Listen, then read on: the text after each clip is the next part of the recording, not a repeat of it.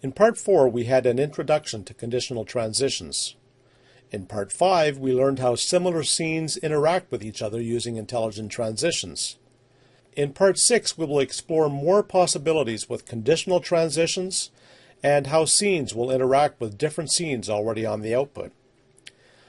I've redesigned the lower third, added a number of conditional transitions to it, and also created a story topic scene.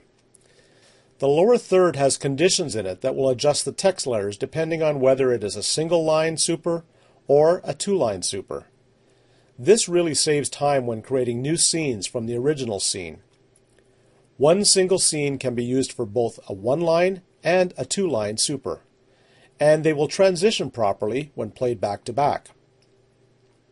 If the second row of text is left blank, the super will affect on with the top row of text bigger. If the bottom row of text is present, it will affect on with both rows a little smaller, fitting on the bar correctly. There are also transitions that will look correct going from a one-line super to a two-line super and vice versa. The story topic scene also has conditions designed into it, which will affect it on normally like this along the bottom of the screen, or affect it on smaller and raised up the screen if the lower third name super is already on the output. It also has transitions that animate it from big to small position and vice versa. Both of these new scenes were designed exactly the same way we designed the conditions created on the upper left live scene in Tutorial 4. Okay, let's start with the new lower third scene. To show the different effect ons, I'll hide the second row of text and scrub through the one row in effect. You can see that the top row of text is now bigger and looks proper on the background. Now let's show the second row of text and scrub through the two row in effect. This is what the condition looks like. The rule is labeled effect in. Then I set the condition type as content. Looking at the internal scene, the bottom row was selected and the text compare function was set to nothing. So it is basically saying if there is no text in the bottom template, then the effect in should be one row in. I have added an else command here that easily adds a second part to the rule. The else command says if the rule is not correct or the second row of text has something in it, then the effect in should be two row in. There are other rules for updating the scene from a one line to a two line and so on. Now here is the story topic scene, and there is one conditional rule in this one. The rule is by name.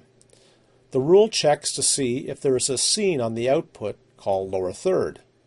If there is, then do this effect in, which is in small.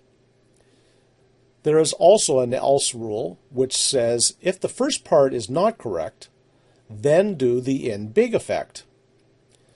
There are two other transitions that are named small to big and big to small. You'll see why in just a few minutes. Okay, let's put the story topic scene onto the output and then read the lower third scene. This is how easy it is to add a couple of events to a lower third so it will affect the story topic scene already on the output. First of all, we have to decide where to put these events. Now I designed two different effect ons for the lower third. One for just one line of text and a second one for two lines of text. Because we don't know which one will be used, let's add a similar event to both. Click on the one row in and navigate to the Events properties. Click the New Event Node button. You'll see that it adds an event node to the scene graph.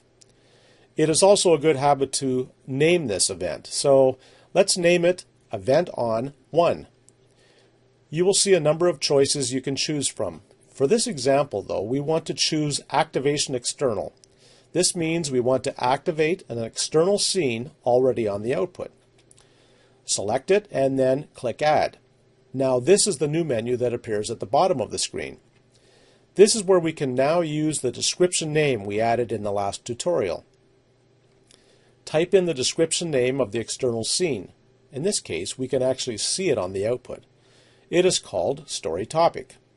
You must spell it exactly, or you can choose begins with, ends with, or contains.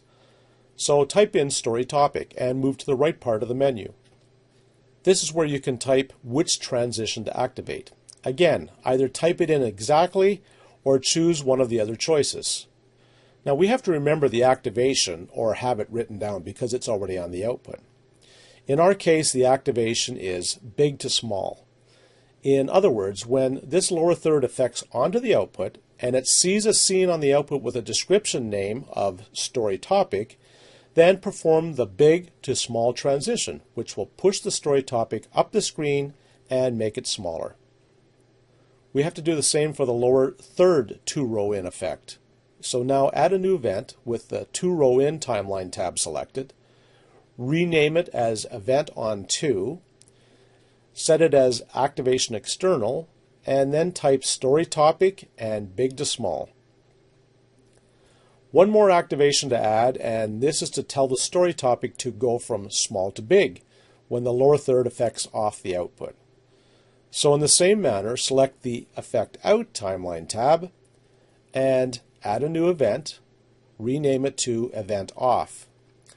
Select Activation External, description name as story topic, and the transition to activate would be small to big.